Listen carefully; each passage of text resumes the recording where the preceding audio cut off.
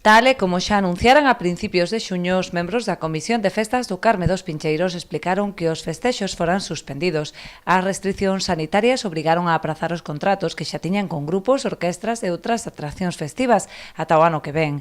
O recente anuncio dunha serie de actuacións programadas para a fin de semana do 15 de agosto obrigaron a Comisión a sair novamente a explicar que non teñen nada que ver coa súa organización. A raíz desto, a Comisión de Festas tuvo unha serie de chamadas, unhas non moito de acordo e un pouco enfadadas, con razón, porque nós tiñamos toda a contratación feita, tanto de banda de música como de gaitas, orquestas, distintas actuacións que iban a levarse a cabo nesas festas, e pusémolas para o ano seguinte. Tuvemos que dar de baixa todo eso e pasalas para o ano seguinte.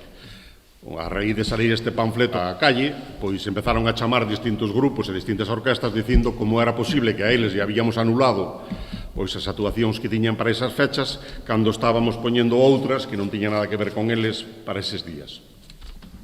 Entón, nós queremos, damos esta roda de prensa precisamente para aclarar que isto non ten nada que ver ca Comisión de Festas do Carmen dos Pincheiros. Iso é o que quero que quede claro. A Comisión de Festas do Carmen dos Pincheiros dixo no seu día, no mes de xuño, que non facía ningunha actividade e sigue levando adiante esa afirmación.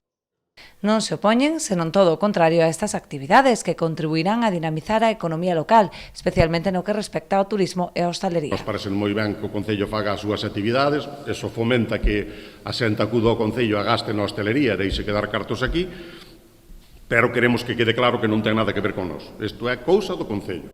A única actividade prevista pola Comisión é a tirada de bombas e palenque para recordar a festividade neste ano excepcional.